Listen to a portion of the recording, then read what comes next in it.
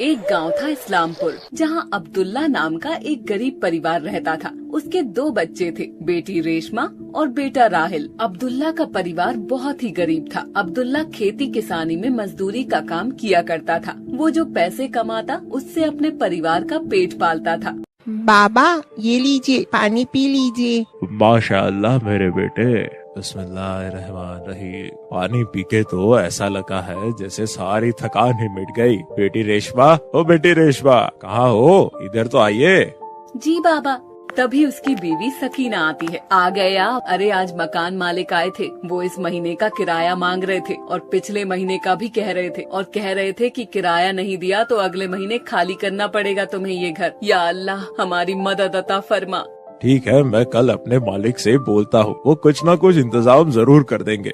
अगले दिन अब्दुल्ला अपने मालिक से बोलता है, मालिक मुझे कुछ पैसे मिल जाते उधार तो मैं अपने घर का किराया दे पाता। क्या हुआ अब्दुल्ला भाई, घर में कोई परेशानी है? हाँ मालिक, मैं इतने नहीं कमा पाता हूँ, अपने परिवार को पेट भर खाना भी नहीं खिला पाता। 2 वक्त की रोटी का जुगाड़ कैसे होता है ये तो मेरा अल्लाह जाने। घर का भी किराया है, उसी का कर्जा हो गया है। अगर पैसे न दिए तो घर का मालिक हमें घर से निकाल देगा। अच्छा तो ये बात है, तुम एक काम क्यों नहीं करते? ये 2 बकरी के बच्चे हैं, तुम इन्हें ले जाओ और बड़ा करना, उन्हें अच्छे दामों में बेचना, जिससे तुम्हारी सारी परेशानी दूर हो जाएगी। अल्लाह तुम्हारी मदद अता फरमाए। इस तरह अब्दुल्ला वो दोनों बकरी के बच्चे अपने घर ले आता है, जो देखने में बहुत ही खूबसूरत होते हैं। ये देखकर राहिल और रेशमा बहुत खुश होते हैं। बाबा ये बकरी के बच्चे तो बहुत ही खूबसूरत है। मेरे दिल में कई दिनों से हसरत थी कि मैं बकरी के बच्चे लाऊं, लेकिन घर की तंगस्ती को देखकर मैं आपसे बोल नहीं पाता था। बाबा मैं चाहता था कि बकरी के बच्चे लाऊं और उन्हें पालूं, उनके साथ खूब खेलूं, पर आज अल्लाह ने ये मेरी तमन्ना पूरी कर दी। अल्लाह तेरा लाख लाख शुक्र है। इन बकरी के बच्चों को मैं पालूंगा, इनके साथ खूब खेलूंगा। ठीक है बेटा, इनकी तुम्हें ही खिदमत करनी है, शायद ये हमारी किस्मत बदल दे। राहिल उन दोनों बकरी के बच्चों को जंगल ले जाता है और उन्हें हरे पत्ते खिलाता है। बाबा कहाँ हो? बाबा क्या हुआ बेटा?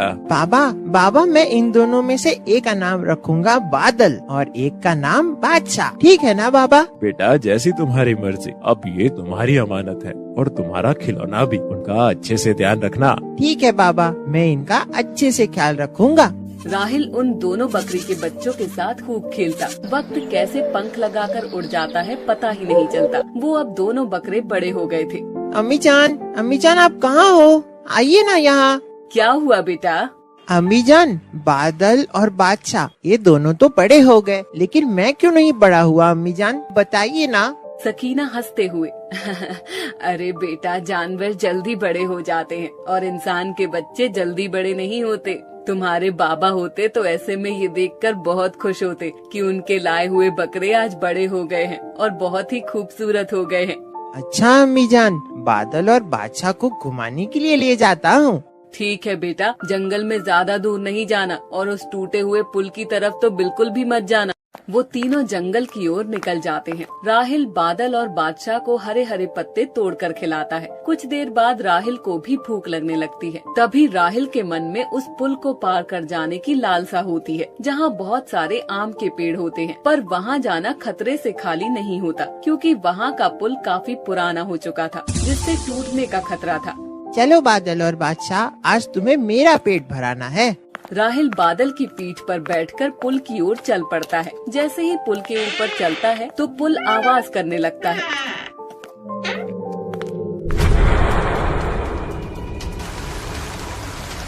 बादशाह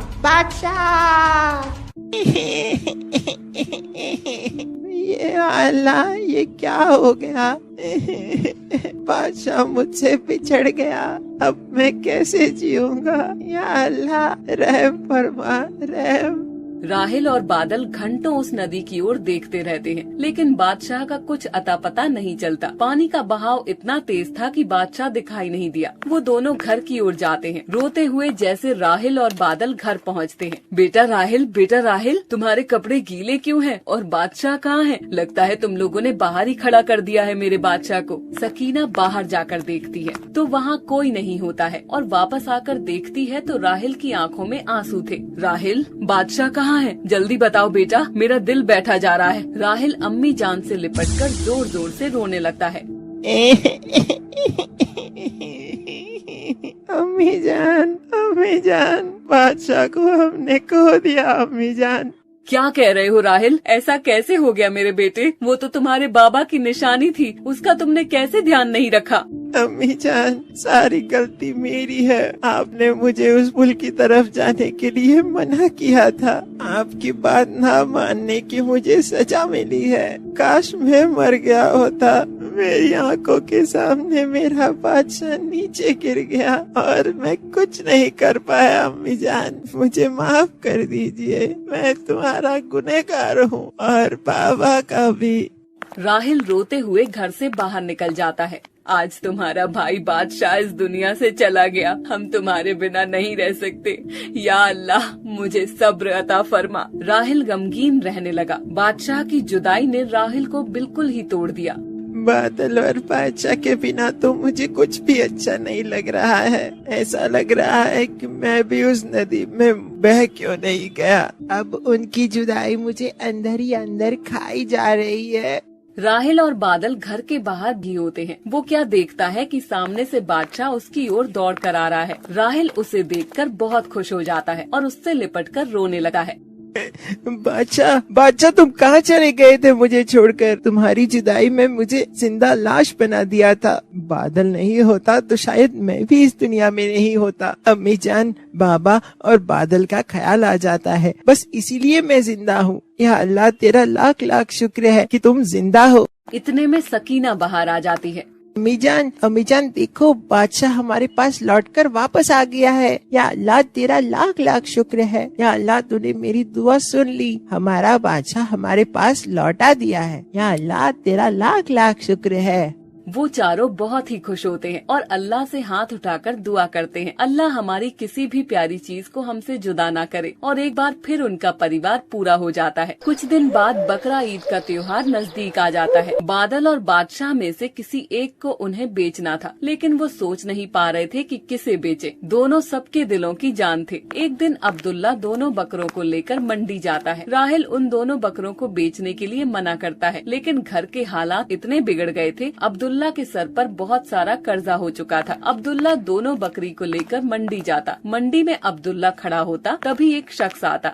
माशाअल्लाह, वल्लाह आपके दोनों बकरे बहुत ही खूबसूरत है। क्या आप इन्हें मुझे देंगे? नहीं, मैं सिर्फ दोनों में से एक को ही बेचूंगा। पर ऐसा क्यों भाई? मेरे सर पर कर्जा है, इसीलिए मुझे अपनी अजीज चीज को बेचना पड़ रहा है। ठीक है, फिर आप एक ही दे दो। खरीदार पैसे निकालकर दे देता है और बकरे की रस्सी अपने हाथ में ले लेता है। जैसे ही वो रस्सी लेता है तो बादल अब्दुल्ला से लिपटकर रोने लगता है। ना मेरे बेटे, रोते नहीं। तेरी जुदाई भी मुझे तड़पाएगी। मुझे माफ कर दे बेटे, तेरी आज कीमत लगाई है। मैं तेरा गुनहगार बन गया हूँ। या अल्लाह, मुझे माफ कर दे। ये देखकर खरीदार की आंखें भी नम हो जाती हैं।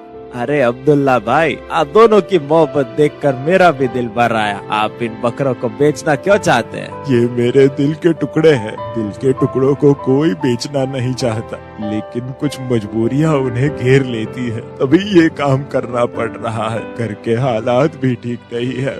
मेरे सर पर घर का कर्ज हो चुका है, इसीलिए मुझे इन्हें बेचने के लिए लाना पड़ा। अब्दुल्ला भाई, ये लीजिए 50,000 रूपए मेरी तरफ से। आप अपना कर्ज उतार दीजिए। ये मेरी तरफ से है। इस बार मैं कुर्बानी नहीं दूंगा। मेरा सदका ही कबूल अता फरमाए अल्लाह। और वो तीनों खुश हो जाते हैं और घर के लिए आ जाते हैं। या मेरे अल्लाह, तू बहुत ही रहीम और करीम है। तू गरीबों की सुनने वाला है। इस तरह से अब्दुल्ला के सर से सारी उधारी उतर जाती है और बादल बादशाह भी नहीं बिकते। बेटा राहिल, बकरा ईद नजदीक आ गई है। हाँ अम्मी जान, मैं जानता हूँ आप मुझसे क्या कहना चाहते हो। ये पत्थर मैं अपने सीने पर जरूर रख लूंगा। मैं जानता हूँ मुझे अपनी प्यारी चीज अल्लाह को कुर्बान करनी है। माशाअल्लाह मेरे बेटे, तुम जैसा बेटा हर एक माँ को दे। घर के बाहर कसाई खड़ा होता है और आवाज देता है, राहिल, बादल और बादशाह को ले आओ। अब अल्लाह के घर जाने का वक्त हो गया है।